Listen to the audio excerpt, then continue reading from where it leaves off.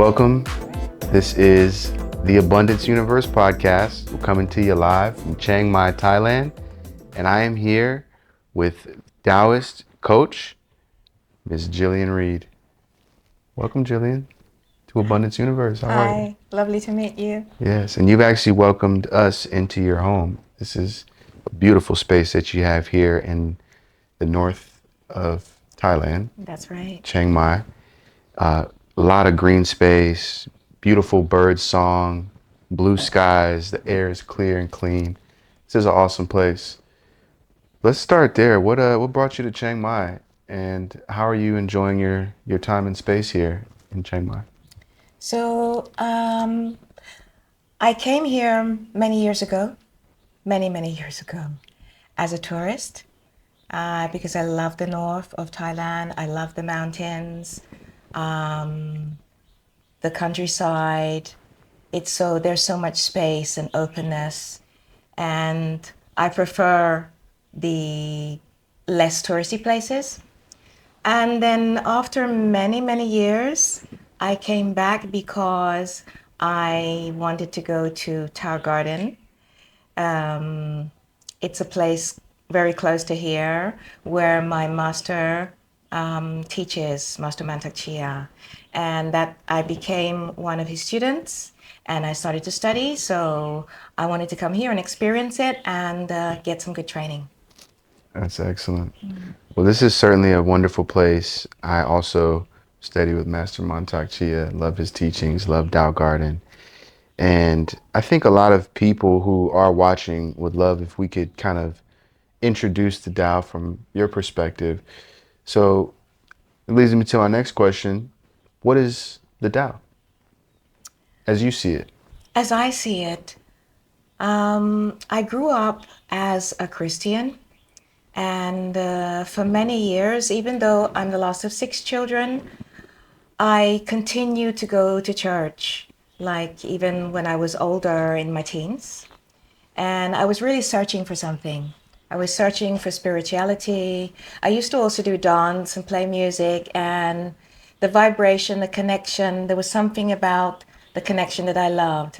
And it came to a time when I was re-baptized as an adult because I chose to, I chose to. And I started to follow the path more closer as a Christian. Then I moved to Italy. Now, when I moved to Italy, I was looking for a community. And I found a Baptist church, and there was an evangelic church and different churches. But what I understood from finding these different communities is that whether you're a Baptist or a Christ or Catholic, whatever, in one country, it's different from in another country because we all need to adapt to our culture, our environment. And so it came down to a nutshell that what we're looking for is the essence. What we're looking for is a connection. And that was what I was looking for. And over some time, I understood that for me, I'm talking for me, the being part of Christianity was tight. It didn't give me enough space to explore, and it didn't give me enough variety to be able to explore in the ways that I needed to. So at the time, it just so happened that I had a friend who was doing Tai Chi, practicing Tai Chi. So I went to the class for the first time, and when I practiced, I felt the connection that I was looking for, the oneness with the universe. And Tai Chi is a Taoist practice. It's working with energy, and the energy in the sense that universal vibration that you can connect to in many forms. And that is how I started my path. And Taoism for me is the freedom for me to explore and to really be the best possible me. And there are many angles to Taoism. There's the there are the Buddhist the Taoist priests. So there's the more religious side, there's a philosophic side, there's a practical side. Myself, I'm a practical person. So I like to bring it into my life, and I like to use it to better my life, and I like to lift my vibration and share it with people. That is wonderful. What is your definition or understanding of frequency and vibration? Because we hear this a lot in different kinds of conscious communities. You need to raise the vibes. People talk about good vibes. I say vibes all the time, but some people may not understand the idea that we are all beings vibrating at different frequencies. We're made up of atoms. So we're all vibrating, we're all vibing, and so is everything else in the physical world. But I'm curious of your definition or understanding. Maybe you've had some of your students ask the question, how do you see vibration and frequency, and how does the idea of vibration show up in your everyday life? How are you consciously thinking about vibration and frequency? I feel that everything around me has a frequency, a vibration. And also, I have a vibration. Each person has a vibration. We could say, a feeling about it. And sometimes it's a feeling. Sometimes we see it as a color, or we see it as an object. But at the end of the day, it gives us a feeling. And that's what I intend by a vibration, a frequency. There are some things that are come into your life that are give you a frequency, a vibration that aligns with you. They make you feel good. They can better you. And there are some things that come into your life or that you have contact with that are not aligned with you, and they don't make you feel good. They don't better you. They make you feel heavy. They create obstacles for you. I'm not talking about good vibrations or bad vibrations. I'm talking about energies, situations, colors, objects that align. And that's what I mean by vibration. More of a matter of alignment versus non-alignment. Yes, And what doesn't align to us will align with someone else. Just yes, like the things that we align with probably are not an aligned vibration for others. So it's not necessarily good or bad, but just here or there, this or that. yes.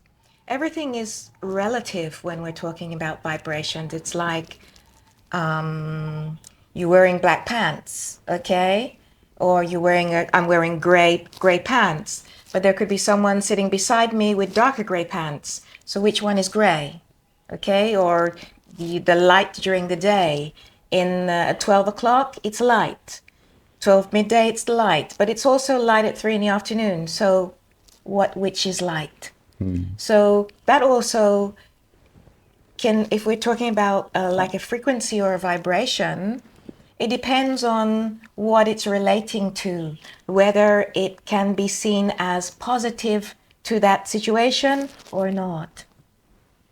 Very interesting. And the highest vibration, and many cultures, many religions know the highest vibration is love.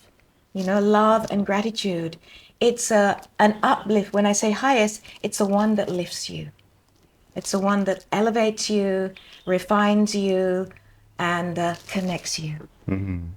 That's wonderful. Do you feel that practicing the Tao allows you to increase the love vibration? And if so, how does that work for you? Definitely so. Definitely so. We have in the Taoist practices, we have the inner smile practice where you attune, because the heart is the main organ in your body that has a magnetic field and a vibration, a frequency that is very similar, if not so the same, as the universal frequency. When I speak about universal, I mean where everything came from. Everything is out there. One could say God if they wanted to. Okay, so the ultimate energy. And the heart has that vibration. And so when we vibrate with love and gratitude, we can connect, we make that link and bring it back. And because it's the ultimate vibration, it means abundance, it means love, it means just infinitive of everything. That's awesome. Yeah. Yeah, I definitely feel that when I do qigong and get more in tune with nature. I feel like there's an abundance of love in nature, in the trees, in the Mm. ground, in the air. A lot of times, especially in the Western world, we don't spend enough time connecting with nature. We're on devices, we're working, we're always on the go, working to create the next thing. But I've learned, since, especially more so since coming into Tao Garden and Chiang Mai, practicing the Tao, learning from Master Montauk Chia, I've learned that so much can be gained when we slow down and just tune in to what nature has to offer in terms of love vibration and the ability to elevate our vibration and our frequency by spending time in the sun, doing grounding, touching these trees, being around the trees, and also just slowing down. I've come to really appreciate that. What are some of the things that you specifically teach? Because you have students all over the world. You have a practice based in Italy as well as in Thailand, but you also teach virtual workshops. You co-teach with Master Chia. You teach with a lot of different Taoist masters and teachers and instructors around the world. But what are some things that you focus on with your students when it comes to the Tao? What are some of the things that you would say you focus on more, maybe specialize in, or that you put more of a, I would say, more energy into teaching and sharing with your students? That's an interesting one. Yeah, maybe some of your Yeah, favorite yeah. things, you know? I would say the most important thing for me, the most important thing is that because you were talking about being in nature, okay, and feeling that connection and slowing down. And that is so much what we need because we've lost connection with ourselves. We're up in our heads, we're outside of our bodies, we are focusing on what's outside and comparing ourselves to what's outside. And so we lose value and concept of who we really are. So, what I love to do with my students is to guide them in the practices so that they can reconnect to themselves and really honor and love themselves for who they are, not who they should be because of what's outside. So that is really for me helping people to reach their best possible self and recognizing it. That's awesome. I think that's something that a lot of the folks listening to Abundance Universe can align with. We are all excited and enthusiastic about the idea of creating more abundance in our own lives as well as the lives of other people. I'm curious, how do you relate to the term the universe, especially growing up as a Christian? Mm-hmm. Uh, I grew up Christian as well. I'm a Christian, and I know there are some people in the Christian community who take issue with the understanding of the universe, maybe because they don't have the same understanding as I've developed to have. Um, but for me, I think that there's God, the creator, and then the universe is a creation. And there are things in the universe that we can use to assist us. There's planetary forces, there's energies. You get into astrology and numerology and all these different things that are here for us in nature itself. I think all of these entities and energies can encompass the universe as creations that we can use on our journey to help us. But I'm curious, what do you think about the universe? How do you define the universe and what's your understanding of the universe? How do you relate to the universe? I haven't I don't have a pinpoint as into the creation of the universe, who created it, any particular entity or anything like that. But everything that is here came about from the one, whatever that one is or whoever that one is. Everything for me, that is we see here, it was created from one force. And that force unfolded in time for whatever reason that may have been. You want to talk about the Big Bang, you want to talk about creation stories in many religions. I don't know. But from that one, this is also a Taoist point of view. And I align with it. That's why, I do Taoist practices. And from that, the everything that is here was created and unfolded. And if so, that means that if I am the child of my parents, I'm also the child of my grandparents and my great grandparents, and I'm connected to way, way, way, way, way, way back. Okay, so there's a lineage. Mm-hmm. There's a lineage in some way, right back to the beginning. And that lineage you can find in the five elements. We look at it that way. Because at the end of the day, it's a vibration. If we talk about the one, that oneness or God or however you want to say it, when it starts to unfold, that making of that energy that starts to unfold becomes something, which becomes something, which becomes something, and has come down to us. So we are all connected through some pathway, in some way, to that one, which is the universe. So, therefore, everything that is here is part of the universe. Wonderful. That's a great explanation, and I agree and align with that. I think that it's a way to understand all that is. Mm-hmm. It's one of those terms that we're not necessarily supposed to understand and know everything that's in it, but I Mm-hmm. think we can kind of bring our own meaning and perception to it and use these words how we see fit. Everybody gives different meaning to words, and something that I like to talk about and just explore is how we can use words and allow them to have their power, but don't necessarily allow them to have power over us. Mm-hmm. Because I think that a lot of religions can do things with words that allow people to create scenarios of fear in their minds based Yes. on their understanding and usage of the language. Mm-hmm. But I don't think there's any reason to fear anything.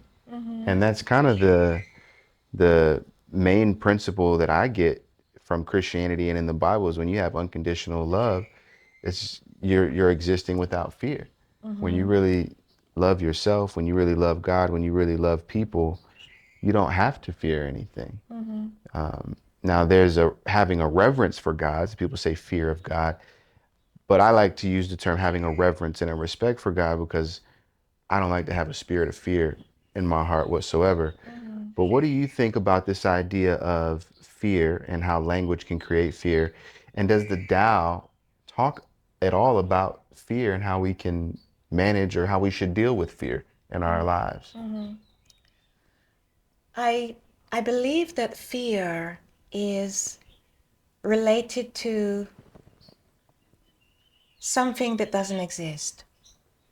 We don't know something. We are thinking about something in the future.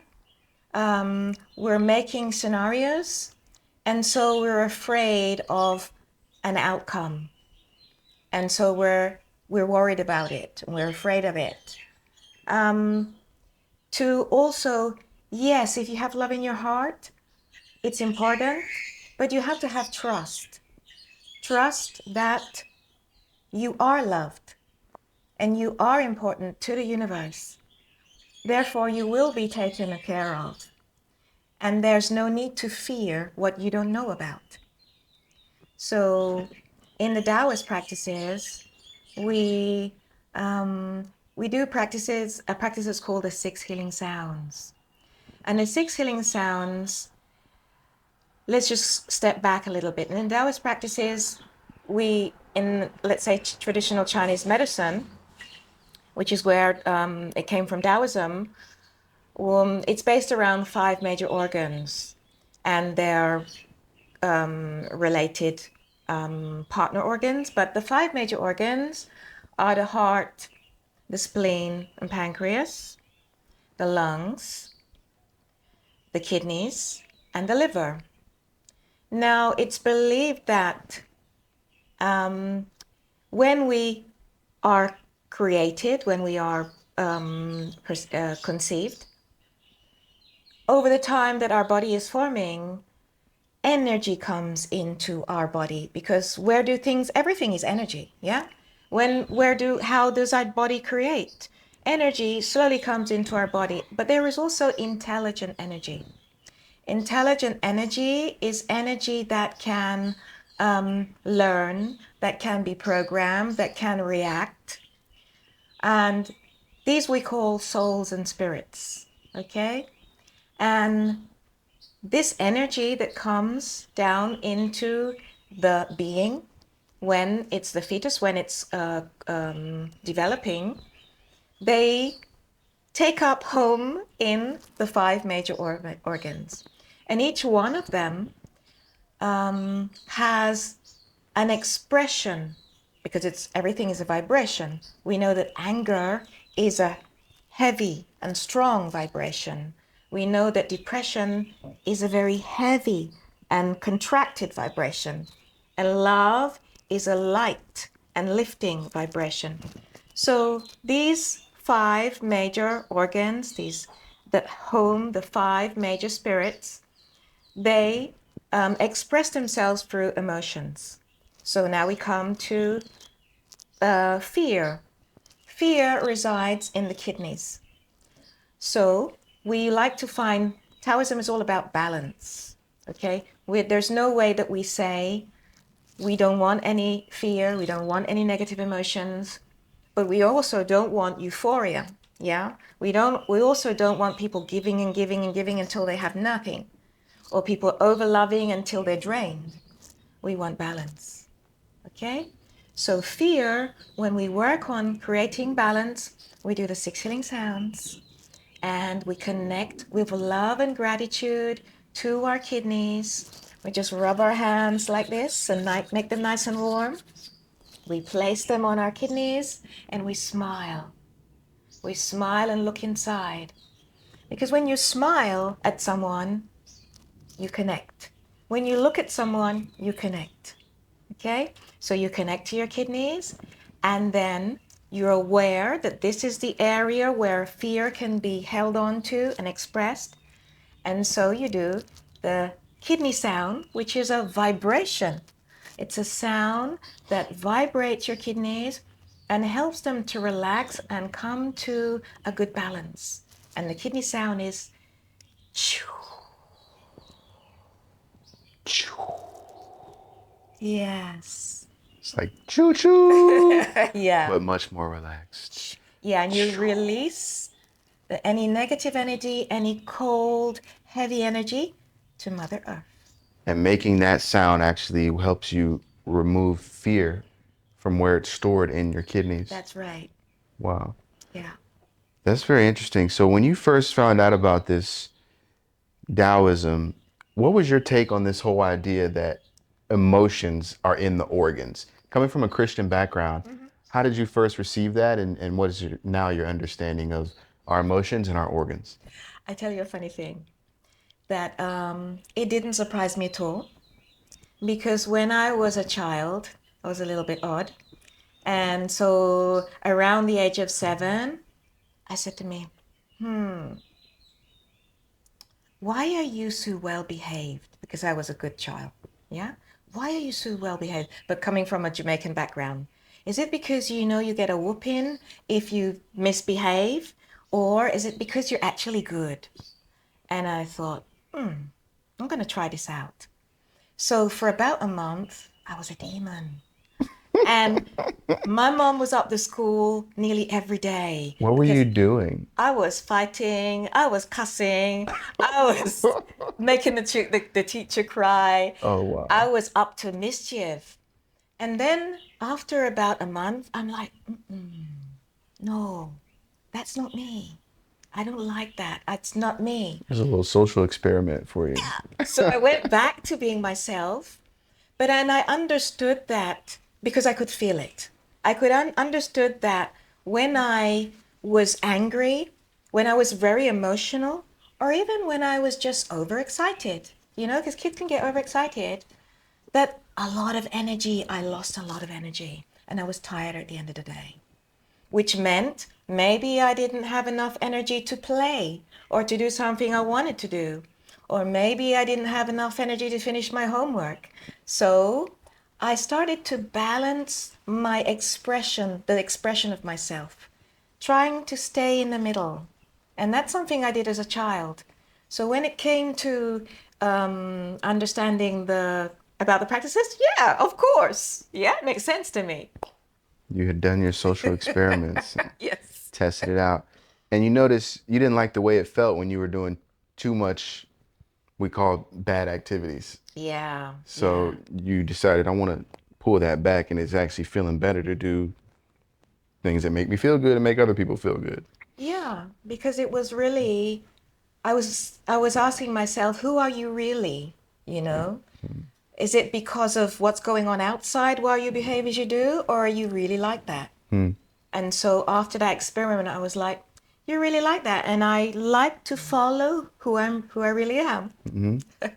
So, what do you recommend for people who are trying to understand this idea of balance, but maybe don't necessarily grasp the concept of eliminating the negative versus the positive because we were raised to see this is bad or this is good. You Mm-hmm. know, this is a good thing, this is a bad thing. Can you go a little deeper into this idea of balance and how you decide or determine if you're balanced? Like, how do you know if you're doing too much good? Does Mm-hmm. that mean you need to go do something bad? Or does that mean just don't do nothing and just relax? Because there's always negative energy and emotions coming in and out of our space anyway. But how do we know just how much good is too much? Mm, Or do we? mm. When good is too much, we're normally trying to prove something. We're normally not doing it, and also doing it for yourself to make yourself feel good. Hmm. Feeling good is one thing. Making yourself feel good because you're doing something for people and you get that gratification. Um, so there's a lot of work behind there. In Taoism, we do the foundation practices are the inner smile and the six healing sounds. And the inner smile and the six healing sounds help you to connect to who you really are and make balance. We all have inner conflict. We all have inner conflict. And doing those practices helps you balance your inner conflict so that you don't need to satisfy other people to feel satisfied. And therefore, you're doing because it's the balance. It feels right for you and it feels right for that person's path. But it shouldn't be about performing for others. It's more about doing what you know in your heart to be good for you and your environment. Or are you, when you think about the Tao, are you kind of discounting what anybody else thinks and just focused on yourself? How are you thinking about the way you relate to other people in this sense of like balance and how should I be performing or speaking or acting or what kind of energy should I be carrying for myself, but also for the people in my environment and my space that I'm interacting with? Um, when I say that we do the fundamental practices and we're understanding who we are, we're also understanding what our mission is. Because there's, as I believe, we're as humans, what makes us different as humans, we're looking for why am I here? What am I doing? What is my, what should I be doing here? What makes me feel good to be here? And when you do that looking inside and balancing inside, and I spoke about the five major organs and their intelligent energy, you get that inner wisdom to your pathway and what your mission is in life. Your mission could be simply being a mother, looking after your kids, and being the best possible mom, whatever that means. Okay? It doesn't have to be something big. But while you're doing that, you know that you are part of other people and you are here to share and to nourish. Where we are humans, we are a species that we need to, interrelate. We need to nourish each other. We need to feel nourished, and giving helps us grow Mm-hmm. and makes us grow. So that sharing is really important. Mm-hmm. So when you understand what makes you feel good and what you feel is your mission, if you want, okay, what you're here for, then doing that in the best possible way is being able to give and to receive and to work with others. Mm. I love that. So you're still honoring the idea of community, Mm, but you're saying it starts from within, how you yeah. relate to your community, and also, the energy that we have is what we're going to bring to our community. So it makes the most sense to, like on the airplane, they say, put your own mask on first.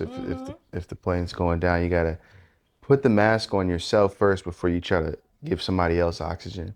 Because if you're not breathing well, then two people could pass out instead of just one. So Exactly. always manage oneself, manage that inner energy. One of the things that I like that I've seen that you also teach is Dao Yin. Hmm. Could you explain, just like a brief introduction, what is Dao Yin and what are the benefits of Dao Yin? So Dao Yin is also called Chinese yoga. And what we mean by that is it's a stretching and an opening and a reinforcing of the body in in a conscious way, which is not just a sport, guiding also energy. So we're guiding our energy, we're balancing our energy, and we're freeing up our body and making it elastic, which will allow us to make a better connection to the earth through our spinal cord by releasing our spinal cord, relaxing our groin so we can sink and ground through our sacrum and through our psoas, that are muscles that connect the spinal cord to the legs. And so it helps us on our spiritual path. And you practice Dao Yin yourself. You also teach how to practice Dao Yin. What would you say are the major benefits that you've experienced as a Dao Yin practitioner and teacher?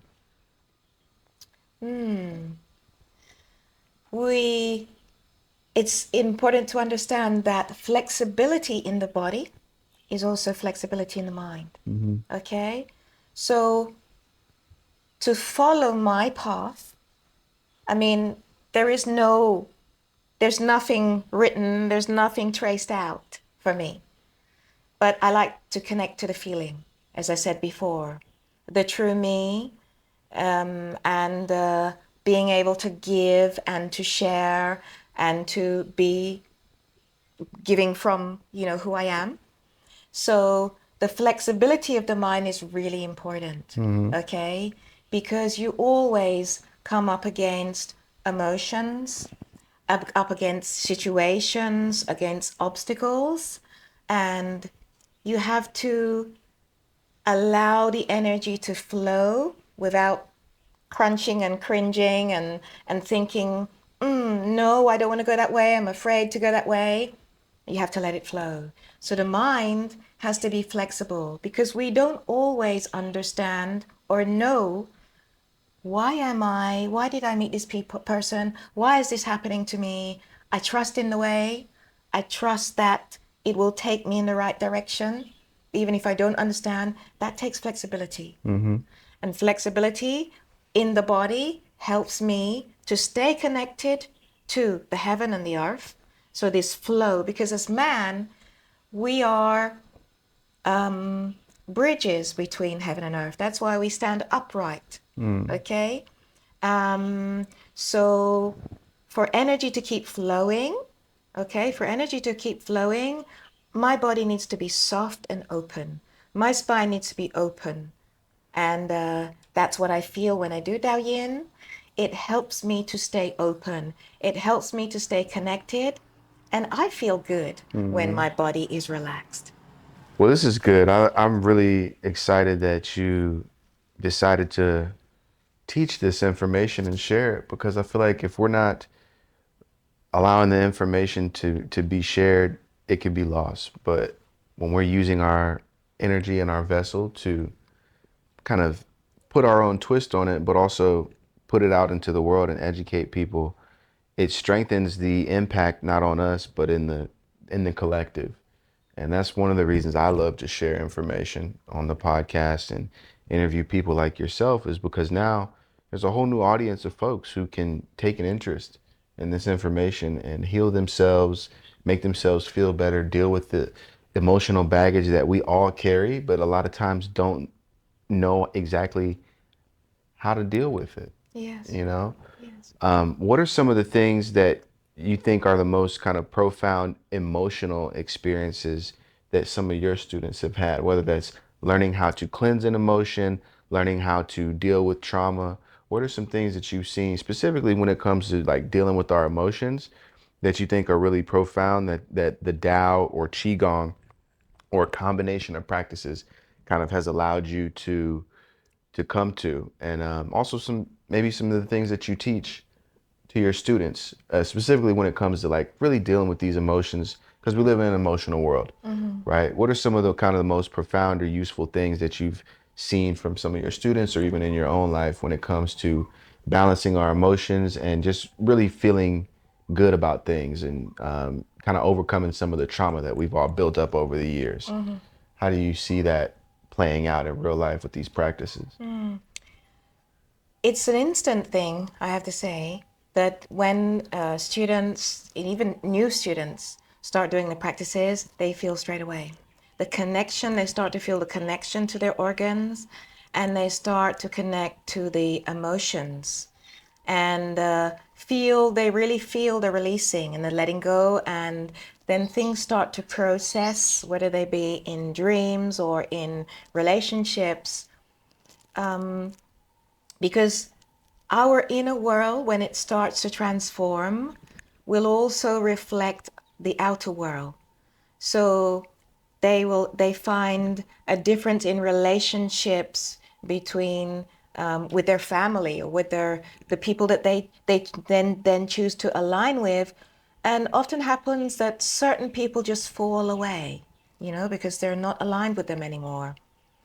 It also happens that they tell me, a lot of people like to come to them and ask them questions because they can see that they have changed their way of managing things in life, the way they respond to stimuli, the way they manage their emotions. And people, whether it be their family or friends, they ask them for advice. So in that sense, they become useful also to their community as they grow. And so this I have seen, also seen people stop smoking because they have a better connection to their lungs. And then they start to look after their body better. They start to eat well. They start to sleep better. They don't want to do things that upset their flow, their energy, because they become more sensitive. And okay, sensitivity for some people can mean, oh, things annoy me.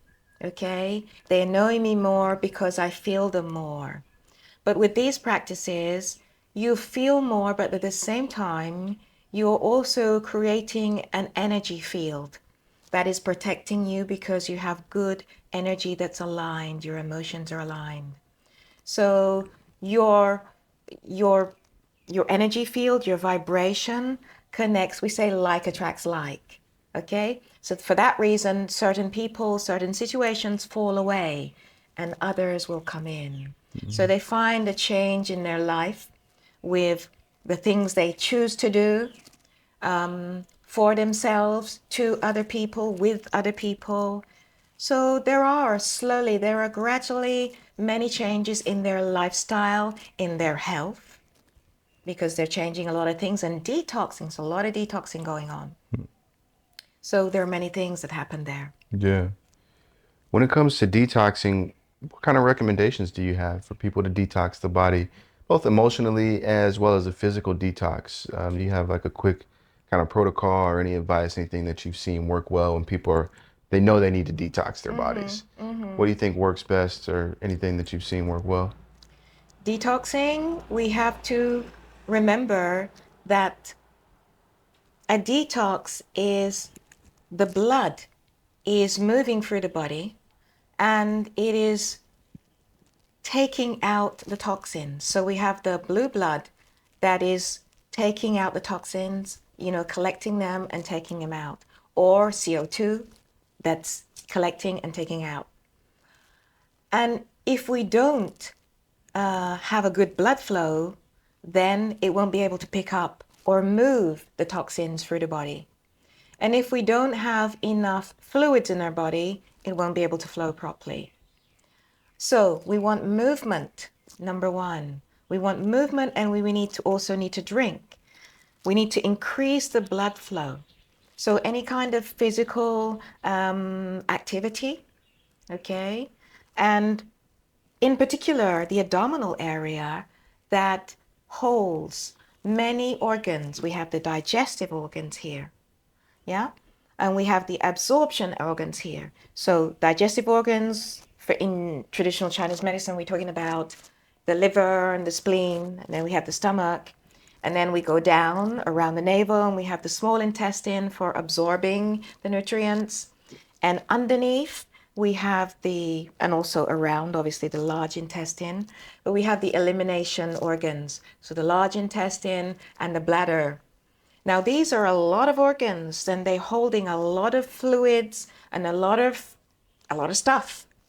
And if there is no movement around here, then the toxins are going to stay there. Okay? So we can simply do abdominal breathing. You inhale, you expand your belly. You exhale, and you pull your belly in. Inhale, expand. Exhale, pull it in. And that's pumping the soft tissues and the organs, and that's making flow. That's a very easy way to detox. That's great. That's great. And why is detoxing important for people? Detoxing, detoxing is important for people because there's a lot of stuff coming into this closed system, okay? There are a lot of fluids coming in, there's a lot of food coming in, there are emotions coming in, there are toxins coming in. You got heavy metals in the air. Heavy metals in the air, CO, and there are byproducts that actually need to get out of the system. Mm-hmm. You eat and you transform the food, and you take out the nutrients, and the rest needs to go. Mm-hmm. Because if you don't empty your shopping bag, you can't put more food in. Okay? So toxins need to get rid of what the body no longer needs or even didn't need in the first place because it shouldn't be in there. So detoxing is very important to keep balance. And we talk about abundance, Mr. Abundance. Okay? So if you want abundance, where are you going to put it if you're full of everything? Okay? So make space in your life. Some people have cluttered homes, yeah? They bring home a lot of stuff, put it there, put it here, put it there, put it here. And at one stage, where are you going to put the stuff? Right. You want to move it out, empty your closet of the clothes that you're not using, that you don't need anymore. Make space for abundance. That's so good because everything that we own, it takes up space in our mind. Even if we can't see it, we are aware of it. Therefore, it is occupying mental capacity that could be used for something more valuable, especially if this isn't something that we're using. Like you say, there's clothes some of us have in drawers that we've never even touched for years. Give those clothes away, or give the clothes that you wear every day away and wear those old clothes and make them new clothes. But I think it's so important to take inventory and declutter our spaces, but also our minds, Yes. because there's mental baggage and Yes. trauma that we all hold on to as well. Yes. Can you talk about how removing mental baggage and internal detoxing can help us create abundance? Like, how do people remove childhood trauma? I know a lot of people have childhood trauma. What do you recommend if people have trauma that it's something that maybe is not affecting them in a physical time space right now, but it's something that happened a long time ago that they're still holding on to, and it's a bunch of things accumulated. What can people do to do a mental detox and remove old trauma? To remove trauma, we have to understand that as humans, we need to identify ourselves with something. Okay? We need to identify ourselves with something. So when we've gone through a traumatic situation or any situation, we identify with that. And it's difficult to drop. We also need to understand that when we are children, we learn to get energy, to rob energy. We're allowed to rob energy from our parents, from adults, with bad behavior, being a little bit cheeky, that's robbing energy, okay? Because we understand it makes us feel good, okay? It fills us up and we can get what we want. If we're not independent with generating our own energy, then we're always going to be looking for a way to suck energy from somebody or something. And that's something that we have the tendency to do by holding on to something, which can also be trauma. Okay? So, number one, we need to be self-sufficient energetically, to be able to generate our own energy. And that comes again through, we have the Dan Chen, it's a long story, is our main energy center. And also when we align our emotions, balance our emotions, we get good, we are energized, okay? So when we're self-sufficient energetically, then we don't need to steal energy from other people. We don't need to identify with things that give us energy from other people. And when we're in that space, then we can start to work on forgiving ourselves, okay? Forgiving ourselves because we are mirrors, okay? So what we see on the outside, what we feel coming from other people is something that we identify inside and we have to work on. But not always we work on that, okay? Because it takes courage, it takes energy, and we go back to what we were talking about before. So when we have made ourselves self-sufficient energetically, and we have the courage and the integrity to understand that everything, however difficult it is, everything happens for a reason. And there's a message there. And I can draw, if it's only the force, the strength to move on, let it be that.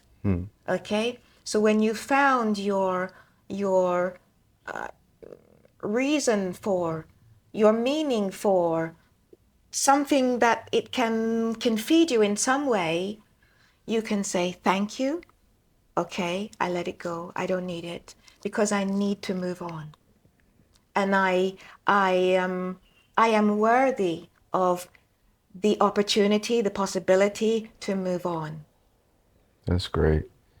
And it reminds me of one of my favorite sayings that I hear from the practitioners here at Tao Garden, from Master Chia, from Walter, from you, is forgive, forget, and let go. Forgive, forget, and let go. Yeah. And when I hear that, it just reminds me there's so many things that we just don't need to choose to remember or hold on to anymore that would just make us all so much lighter if we can just forgive, forget, and let go. And then also to your point, you talked about the why. Why do I feel like I need to attach myself to this story? Why do I feel like there's an identity in this trauma? That's something that I think a lot of folks can really work on, removing the need before is identifying with the trauma because it feels like a part of their identity, but it doesn't have to. Just simply immediately understanding that this is a story, this is a thing that happened, but it doesn't define me. It's not who I am. That can be very freeing. You know, Yes. giving people permission to just disconnect from that trauma, disconnect from that identity of things that don't necessarily serve who you are today. That's such a good point. You know, Yeah. I really love that. So moving forward, another thing that Can I just add something? please, Yeah. yeah, that's a deep topic. We Yeah. can go in there, It please. is, yeah. You know, one of the things I love because we use when we're doing 16 sounds, we use that forgive, forget, and let go Yeah, as a mantra. it's great. Yeah. It's really great. But I like to explain my point of view because we don't, it's not that you're going to forget something, Hmm. okay? But what's happening is when I can forgive myself, okay, really forgive myself and love myself without judgment, okay? Because students often ask me, I can feel this thing and it's leaving, but I need to process it. I need to hold on to and understand why it's happening. Do you really? Okay? If you let it flow, then the intelligence of your body, when it's time, you will understand the connections. Okay? And that's okay. But where you don't do kind of like digging to find out why, the what, and all that kind of stuff. So you forgive yourself. And when you've forgiven yourself, you no longer have that mirror with what's outside. So you can forgive the other person. Okay? And when you've forgiven the situation, whether it be a situation or a person, when you've forgiven, then and only then can you let go. Mm, Because that, whatever it is inhibiting you from moving forward and moving up. So you forgive yourself, you forgive others, or whatever is on the outside. You let go. And when you've done that, that situation will no longer affect your daily life. It's going to the back of your mind. mm, Okay, so that is the forgetting. mm. You take from it the experience, you take the knowledge, what you've learned, and the understanding from the experience, and you leave the trauma. So you forgive, you forget, you let go, and that allow you to move on. Put it behind you. How do you recommend people forget or forgive, rather? Because the forgetting obviously is going to be kind of the last piece, but forgiving, that can be tough Oh sometimes. my, yeah, that can be tough. It can be tough. What do you recommend to your students who are working on forgiving themselves or others for something? Is there a process for forgiveness so we can free ourselves from that thing? What do you recommend? I can speak from my own experience. Yeah. When I look at people, when I manage people, when I relate to people, I am no different from them. They are no different from me. They are me. We are all in need of love. We are all in need of something. So, and we all in our own way are trying to do our best. Okay? Whether we choose a path that's in line with the person that's beside us or not, we're all struggling, all of us. And if someone did you wrong, okay, they are hurting and they're looking to be whole. So I'm not saying it's right what they did to me, okay? I can't say it's right, okay? But I can have compassion for them, Hmm. okay? And that will help me to forgive because I can feel their hurt. I can understand their hurting, why they had to behave, why they behaved in a certain way. And my compassion is that they were not able to do something better at that Hmm. time. Wow, that's profound. How has practicing Taoism impacted your capacity to express and embody compassion? Definitely working on the fundamental practices, okay? Um, the six healing sounds. So balancing, because every day, as you said, emotions are here, as Massachusetts likes to say, emotions are here to stay. Mm-hmm. And we have them all the time. So we need to find a pathway to manage them. So let's say a recoding, a re-education of how we manage our emotions, and that is the six healing sounds, number one. And then the inner smile practice is as you go around working from the heart energy, which is an expanding and connecting energy. We call it the heart fire. It's a loving fire that becomes very strong. We call it a fire, a sacred fire, because it can transform without burning. Okay? And as we go around working on the virtues, from the heart to the spleen, from the spleen to the lungs, from the lungs to the kidneys and to the liver and back to the heart, we are balancing out the emotions and all of the virtues collect in the heart. And this is what we call compassion. It's not just one thing, but it's the expression of all the virtues, all the positive emotions that becomes passion. And it's a beautiful, freeing vibration. And that meditation has really helped me to embody and to feel and to share and express compassion. Mm. Well, you shared a really cool story about how you came to find yourself living in Thailand. I Aha. want to talk to you about the concept and idea of manifestation. Mm-hmm. You told us that while you were manifesting some things that you desired, you saw some signs from animals and nature. Mm. Talk a little bit about your process of manifesting. How do you look to the environment for signs and symbols and just like symbolism of something being the right fit? And also, do you have a process or something you do specifically when you want to bring something into your life and manifest some abundance? What's your process for that? For sure, the Taoist practices have helped me a lot to align my energy, to focus. When I do something, when I want something, my whole being focuses on it. And because I believe, because the vibration from my heart, the magnetic field is in line, it can call in things very quickly, very easily. I shouldn't say quickly because sometimes the timing, you'd be eager for something, but the timing should be right.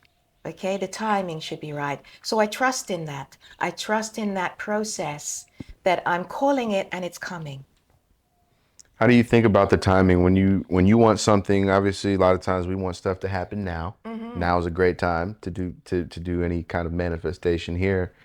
But we're working with other forces of nature. We're usually working with other people and other things that have to happen in order for what we want, especially when we're manifesting big things. When we Yeah. want these things to manifest, how do you deal with that concept of time and how do you think about it? Do you employ patience or trust, or what are you working with when you know that there's going to be maybe a time gap between me wanting and desiring something and it actually showing up in my life? How do you deal with that? Mm.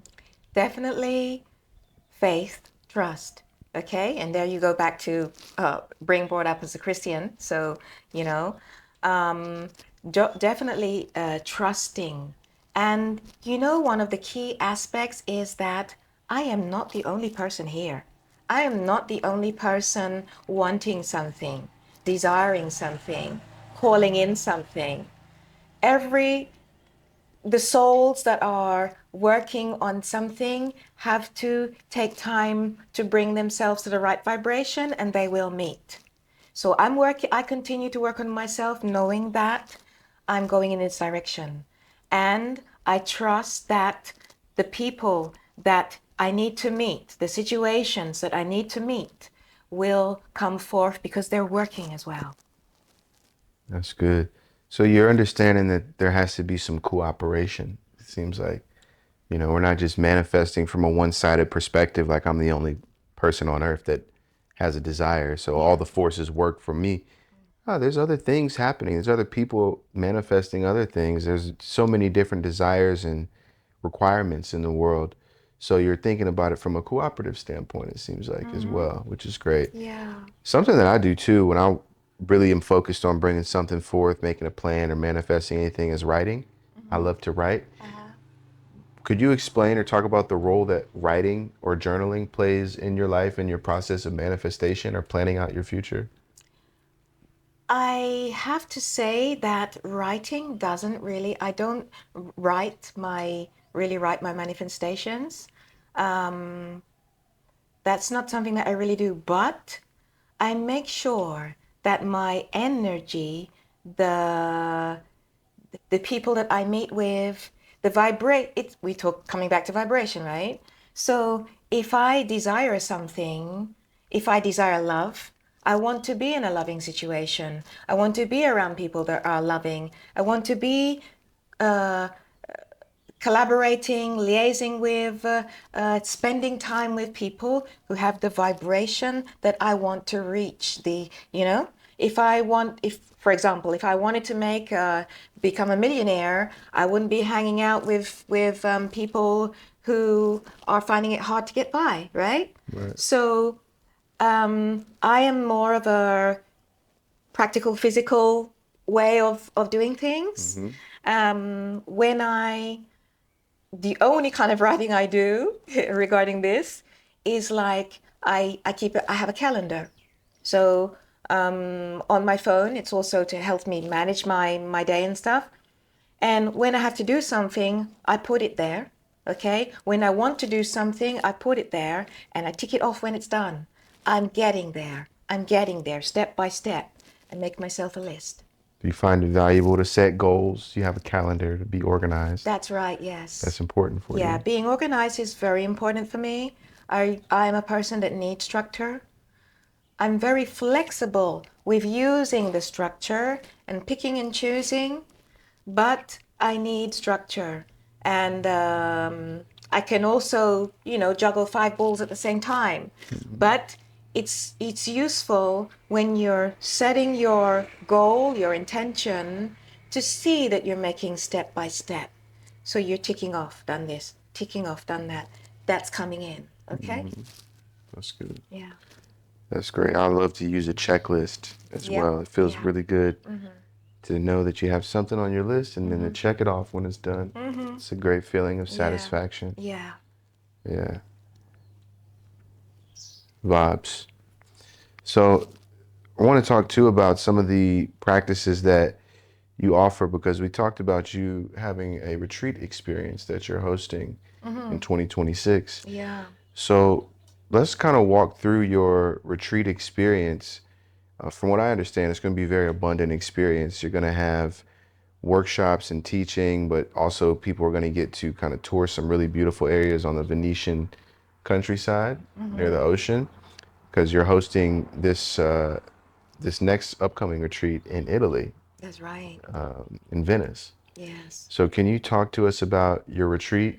What are some of the things that you're going to provide for your retreat guests? What will they leave with? What are the benefits? What are some of the fun things that are going to be taking place in your upcoming retreat? Mm-hmm. Because it sounds really awesome. So this is my opportunity to really share all the things that are brought, all the abundance that's coming to my life.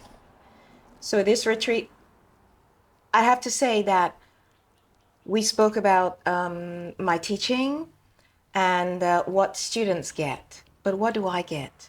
So much. Because the reason why I started teaching actually very, very quickly after learning, I think it's about 30 years ago that I started to learn Tai Chi and Qigong. And my master at the time said to me, after only a year of practicing, he said, now teach. And I'm like, you know, I don't know enough. I haven't done enough to be able to teach. And he's like, now it's time to teach. And I did. I took it on and I started to teach. And I, to my students, always say, teach it, share it, because you grow so much. You grow so much. And it starts to become you. You start to understand so many things. And, uh, and you also understand what you don't know. Okay? What you don't know and what you need to understand to be able to hand it over. And over the years, my teaching has brought me to a lot of abundance. And the place that I live in, Cavallino Treparti, which is an area of the northern lagoon of Venice, between the sea and the lagoon, it's an incredible place. It's a little village. You get a real taste of Italy, both, a food taste and the culture. And there's such a community and there's so much love and support there that I want to share that because it's really nourishing to people. So on the retreat, I will be sharing the place that nourishes me, the nature, the food, the culture, and I will be sharing my practices that help people to connect to themselves. And they're going to go home with tools that really help them to grow and feel balance, and they're going to want more. That sounds really fun, really refreshing. I know that there are so many people in the world who all they do is work. All they do is live in an environment of stress and expectations and doing things for others. It is so valuable and important for people to take a step back and give themselves a break to focus on themselves, to focus on just being in a space where they can be in joy, they can be in a happy, healing environment. They Yes. can give themselves the time, energy, and attention to their body, their organs, and their mental space that they need instead of always using that energy to provide for others. You Yes. know, there's CEOs and business people and corporate executives and parents and people who have so many responsibilities that never take the time out to give love to themselves and just relax or do Yes. something that is renewing. So I'm so grateful that you're providing these experiences Yeah. for people like this to be able to come and give a gift to themselves. Because that's really what the retreat is. It's time Yes. to literally retreat from the busyness of life Yeah. and just enjoy the goodness that life has to offer. And you've created the perfect environment for people to enjoy that, Yeah. which is really cool.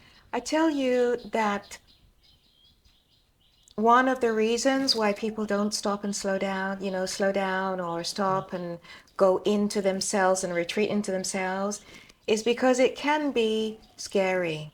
You know, there's a lot going on inside here.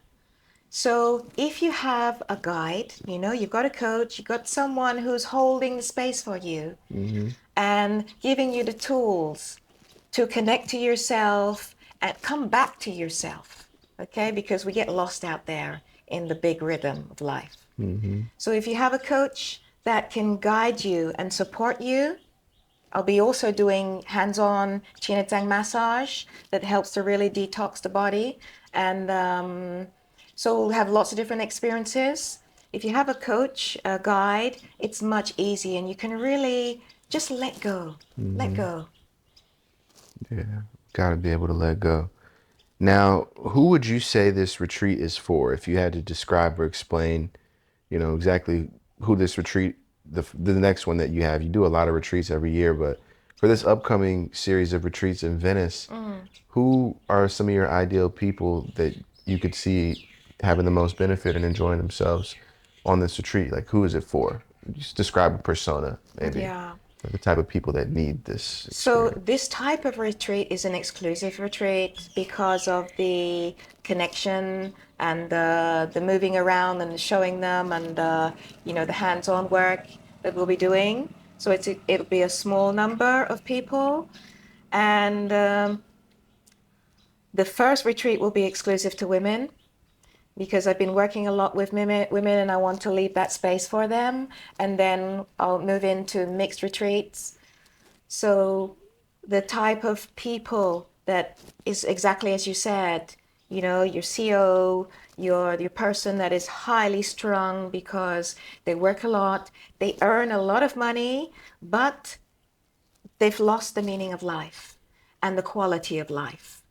You know, so they're looking for that reconnection and balance and the way to some tools to be able to help them. Not that they're saying, you know, I'm going to give up my job and whatever, but some tools to be able to help them to create a good balance with the demanding lifestyle that they have. Well, this is great, and I'm so glad that you're providing this for women specifically because I feel like women carry such a heavy load in our society, being the bearers of children, but also just supporting families in the way that they do and supporting themselves, literally being the bringers of life, you know.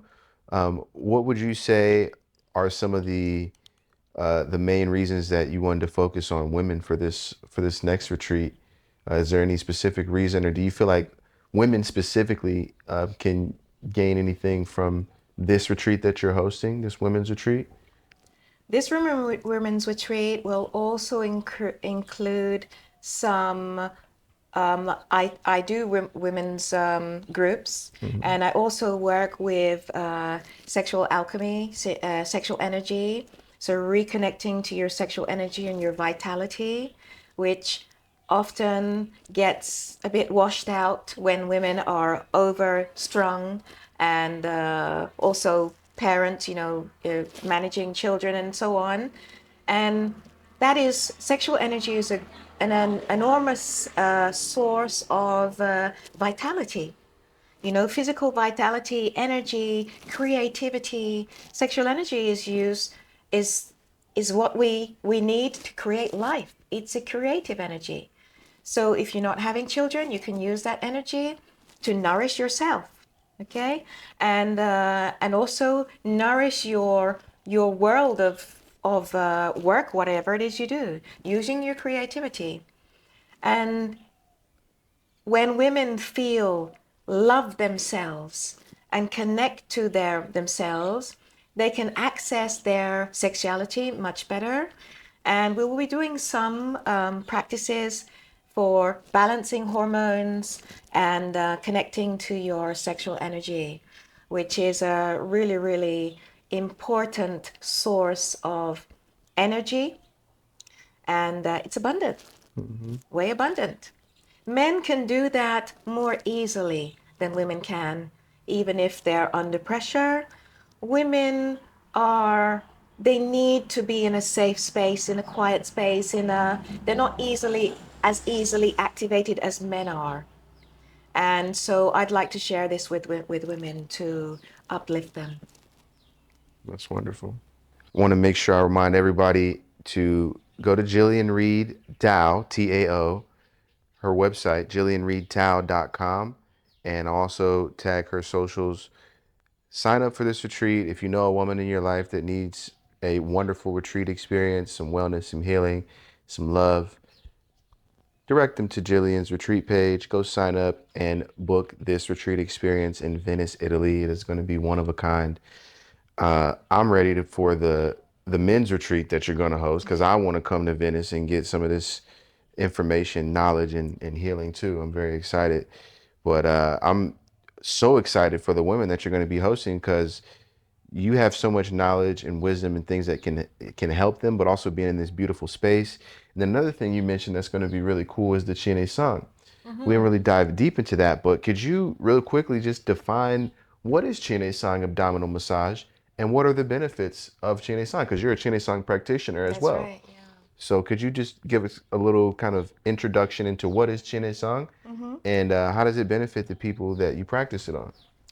So Chinatang is let's say the first level, because there are quite a few levels, but it's an organ massage. So your massage, before I spoke about the organs that are the homes of the souls and spirits, the five major organs. and they need to be healthy for our energy to flow well and to stay there. So Chinatang massage in the abdominal area, especially in the abdominal area, we can get a lot of tension.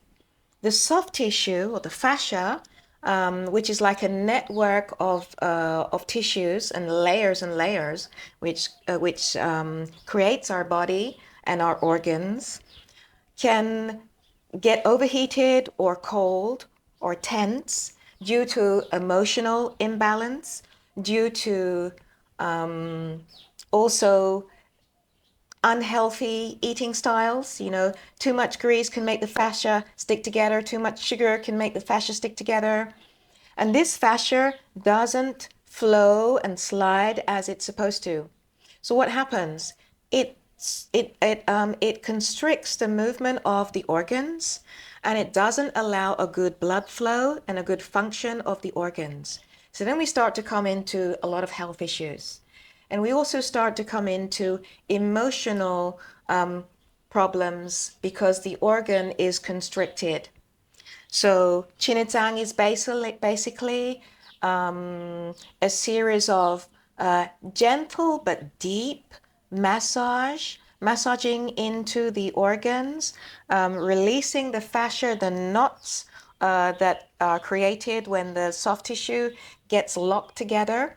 Also compressing the nervous system and the capillaries and, you know, the blood system, the lymphatic system.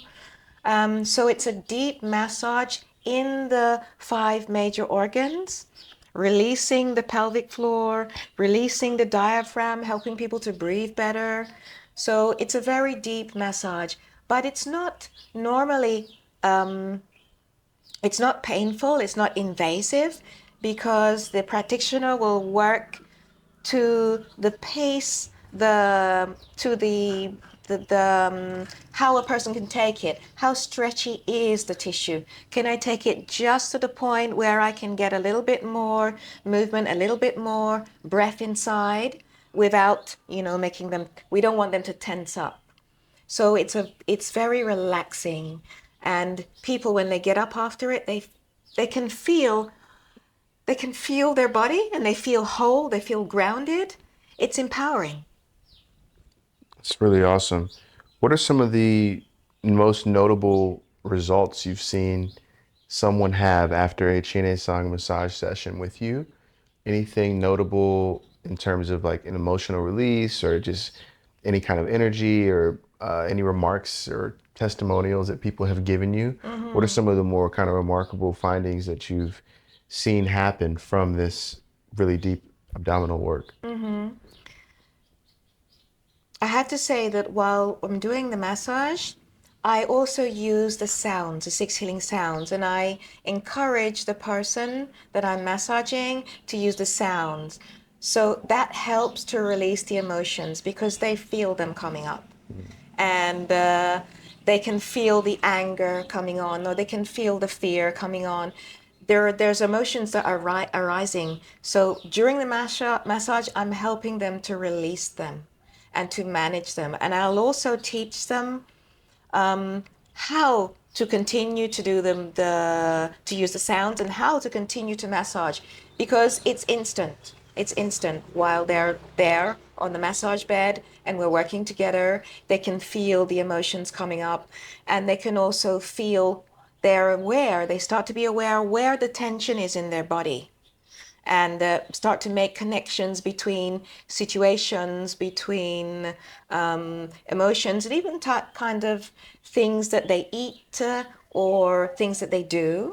So their world starts to connect, and they start to be more aware of what they do, how they do things, and I give them tools to be able to manage better. That's wonderful. That's really cool. And how do you find that when you do these massages mixed with some of the treatments and exercises that you're going to be practicing in your classes and workshops, when you mix all this together, do you find that people have an easy time integrating it, or do you also have to provide guidance on how to integrate these into the daily life? really looking at like how does somebody take the sessions with you into their daily life? How do they integrate what they learn with you into a practice, or how have you seen students do that successfully for a lifestyle change? Yeah, yeah. Lifestyle change is what we're aiming for. So that is particularly something that's part of my, time, my coaching, is to find the moments, help them find the moments when they can use the practices. Yeah. And being more aware of the body, if we do something that's called spinal cord breathing, to release the spinal cord and balance the sympathetic and parasympathetic, that fight and flight mode, and help the person to relax. And you can feel in when you start to be more aware of your body, then I want to remind them you can use that anytime that you're feeling tense. You know that you want to release your sacrum. So you're going to stand up, you're going to rub your sacrum and get it nice and warm. You're going to tap on your sacrum where the bundle of nerves go down from your spinal cord at the bottom. And then you're going to rock, you're going to wave your spine and release your spinal cord that's starting to, get tight. And that will make you relax. Okay, that's something very simple. You're starting to get a headache because you're on the computer all the time and you're actually not aligned, You want to bring your computer up, your table up and get one of those little desks so that you have a position that's more aligned while you're working. Mm-hmm. And every now and again, you want to stop. And you can do some spinal cord breathing, you can do some crane neck to release the pressure. Your head is very heavy. The Mm-hmm. head is very heavy. And when we put it off out of line like this because we're looking at our computer or our phone, that is like 20 kilos just hanging off of your little neck. Mm-hmm. So you want to make sure that you're aligned and you want to release some of the pressure. So these are little things that I'll teach to my students. And if they're feeling an emotion coming up, you're in the shop and you're standing at the checkout and someone just comes up and decides they're going to stand right in front of you because they want to go first. Or they're up behind you and they're like budging you and breathing your neck back and it's like, you're pressuring me. So whatever you want to let off some steam, you want to let off some steam, you can do some stressing your making you angry, you can do some liver sound. Doesn't need to be loud, okay? But just let off some steam there and then. You don't have to wait until later when you go home and do your meditation. Meditation and practice is important because it's the time when we can re-educate our thought paths. We can re-educate our reactions, our physical reactions. We can align our body. It's training. It's important. And it's something that takes time. But when we do that, then it's easier for when we're in any situation to connect to that and bring it back into line. So training is important, but taking those practices into your daily life will make it functional for you.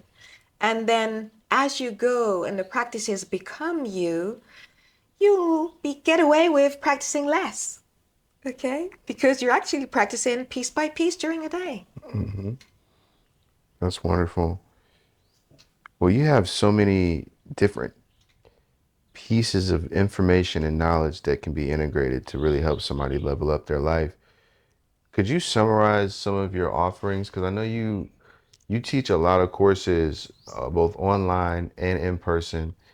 You're going to have this amazing retreat that's going to integrate a lot of your teachings.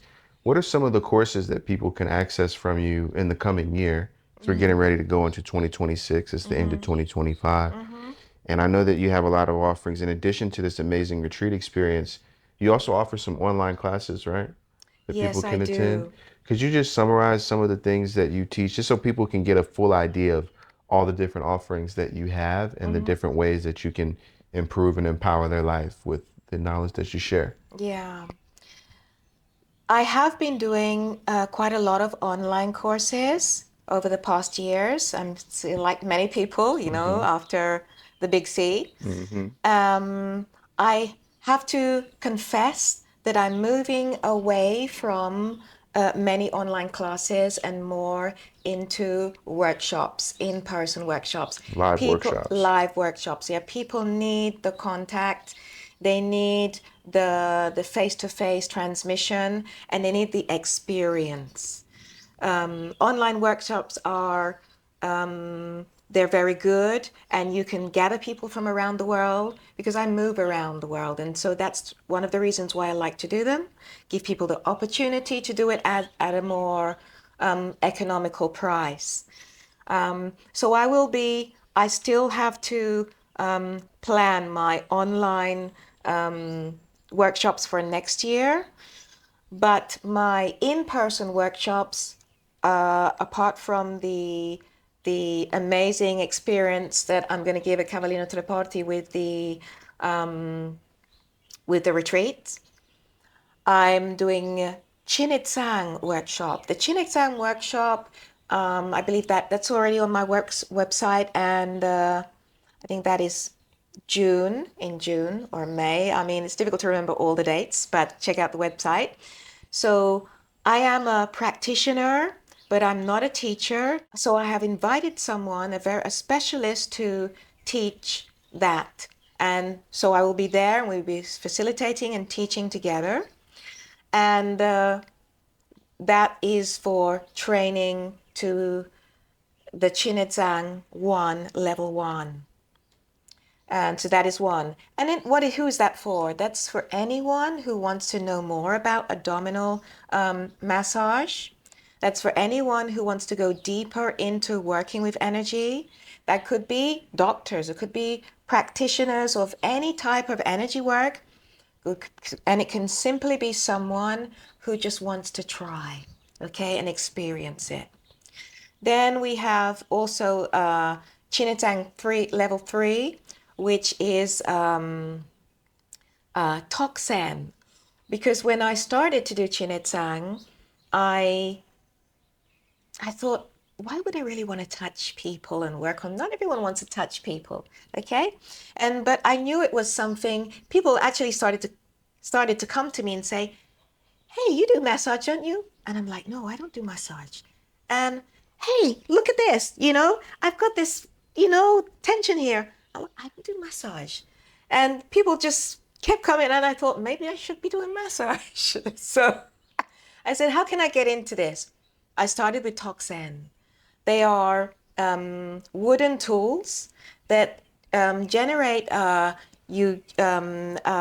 really beautiful but deep vibration into the body and into the bones, and they're for releasing tendons, ligaments, and muscle tension.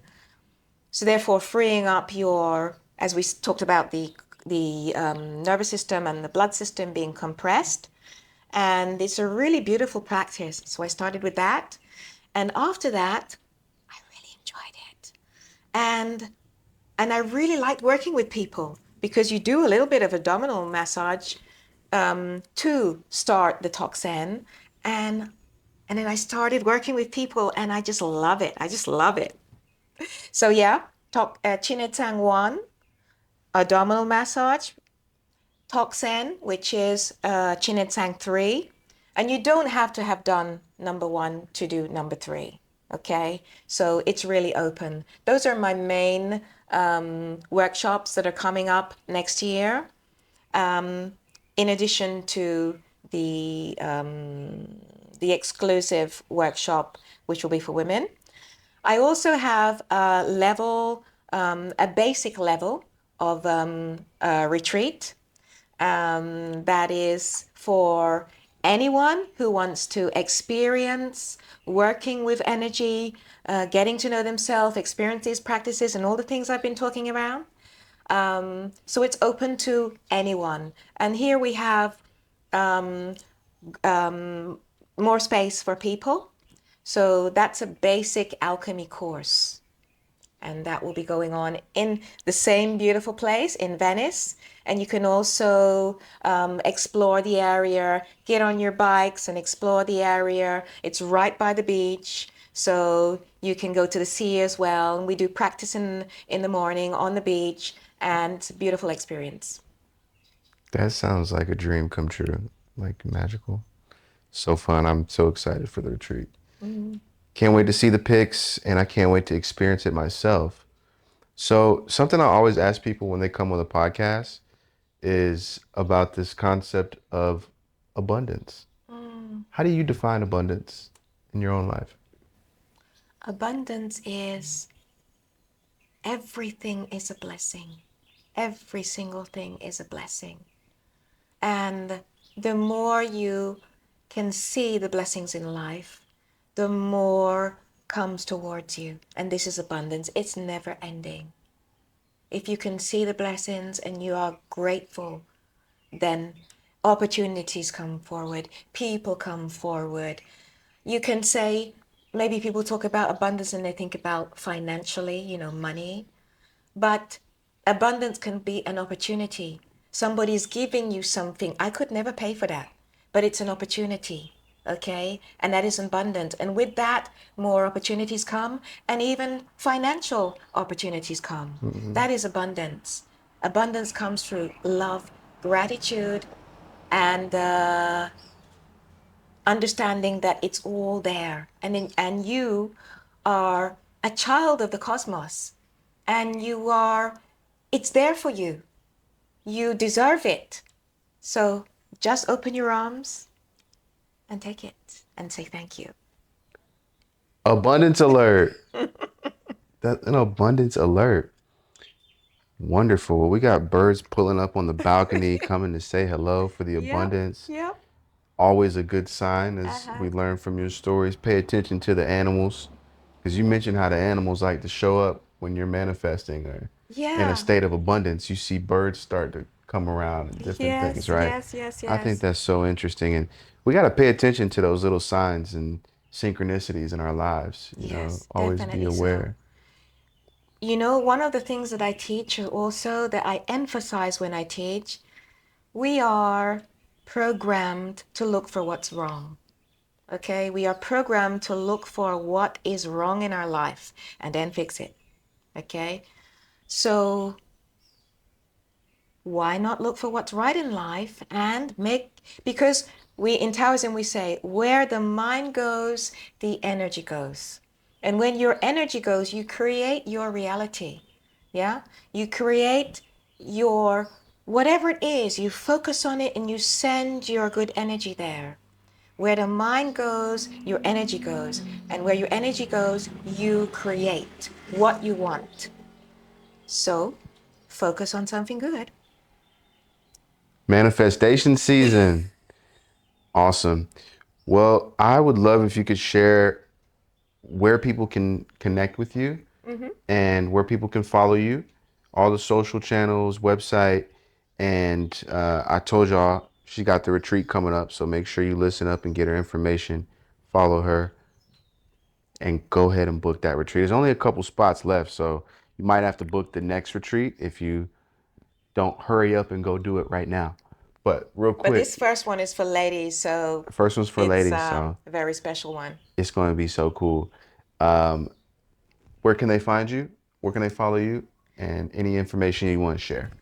So you can check out my website, which is Gillian Reid. That's Reid and Gillian with a G. Thou with a T. GillianReidThou.com. And you can also, I hope you will follow me in Instagram and in Facebook if you use Facebook. I also have a YouTube channel where you can check out some of my free practices. And I'm so happy and ready to share with everyone.